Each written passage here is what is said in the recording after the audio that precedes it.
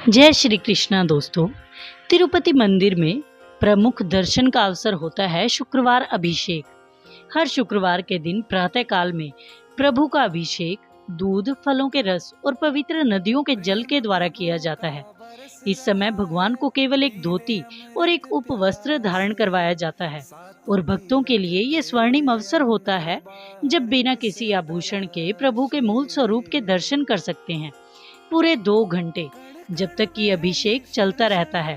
तिरुपति देवस्थान का वार्षिक मुख्य उत्सव ब्रह्म उत्सव, जिसमें करोड़ों भक्त देश विदेश से भगवान के दर्शन के लिए आते हैं, उसी ब्रह्मा उत्सव के पावन अवसर पर एक ऐसी घटना घटी जिससे साबित हो गया कि भगवान अपने भक्तों की इच्छा पूरी करने के लिए चमत्कार भी कर सकते हैं। लगभग 2 सालों से कार्यकारी अधिकारी श्री प्रसाद और उनकी धर्मपत्नी प्रत्येक शुक्रवार के दिन अभिषेक पूजा में भाग लेते और मन ही मन विचार करते कि अगले शुक्रवार को अपनी तरफ से भी 5 लीटर दूध अभिषेक सेवा में अर्पित करना है, क्योंकि वहां पर उपस्थित लगभग सारे भक्त अपनी श्रद्धा अनुसार अभिषेक के लिए दूध मंदिर प्रशासन में अर्पित करते ही थे। लेकिन अगले शुक्रवार करते करते 2 साल बीत गए और कुछ न कुछ घटनाओं और कामों के चलते वो 5 लीटर दूध प्रसाद साहब और उनकी धर्मपत्नी अर्पित कर ही नहीं सके। अब ब्रह्मा उत्सव के अवसर पर एक रात पहले से ही श्री प्रसाद की पत्नी ने 5 लीटर दूध अलग से निकालकर मंदिर के पास में बने अपने गेस्ट हाउस के फ्रिज में रख दिया कि कल सुबह अभिषेक में जाने से पहले इसे साथ लेते जाएंगे। अगले दिन सुबह ठीक 4 बजे अभिषेक पूजन आरंभ हो गया। सभी भक्त टकटकी लगाए प्रभु को निहारने लगे और पंडितों ने वैदिक मंत्रों का उच्चारण आरंभ कर दी। पहले जल से भगवान को स्नान कराया गया और उसके बाद एक बड़े से पात्र में जिसमें 100 लीटर के करीब दूध था वो भगवान के समक्ष लाया गया। किंतु ये क्या, उन पंडितों ने बड़ी चिंता से दूध के बर्तन को देखा और फिर आपस में कुछ बात करके उस पात्र को बाहर ले गए। कुछ ही देर में फिर से एक नया पात्र जिसमें भी लगभग 100 लीटर दूध था वो अंदर लाया गया अभिषेक के लिए।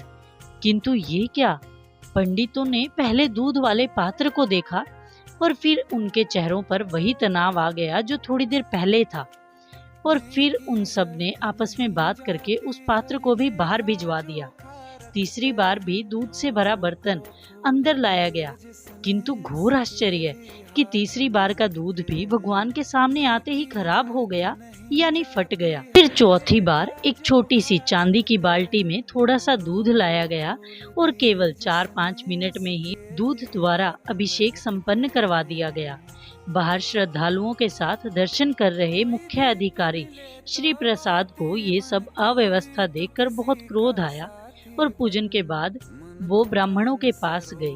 तब उन पंडितों ने बताया कि तिरुपति की डेयरी से पूरी शुद्ध अवस्था में दूध को सावधानी पूर्वक मंदिर में अभिषेक के लिए लाया गया था, किंतु वो दूध भगवान के सामने आते ही खराब हो गया।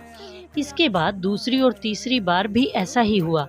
इस तरह पूरे तिरुपति में प्रातः काल 4 बजे ऐसा कोई स्थान नहीं था जहां से हम इतनी ज्यादा मात्रा में दूध ला पाते। इसी कारण मात्र 5 मिनट में प्राप्त हुए थोड़े से दूध के द्वारा अभिषेक संपन्न किया गया।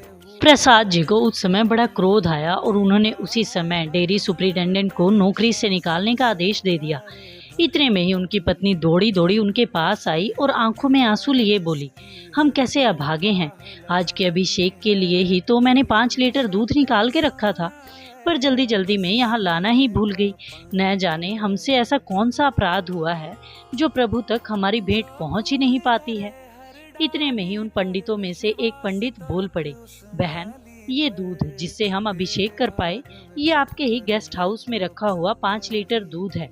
जब डेयरी का सारा दूध समाप्त हो गया और अन्य कहीं कोई व्यवस्था नहीं होती दिखी, तभी हमें याद आया कि कल आपने भी डेयरी से कुछ अतिरिक्त दूध लिया था। बस हमने आप लोगों से पूछे बिना एक सेवादार गेस्ट हाउस भिजवाया और आपके फ्रिज से ये दूध निकलवा कर यहाँ उससे प्रभु का अभिषेक संपन्न किया।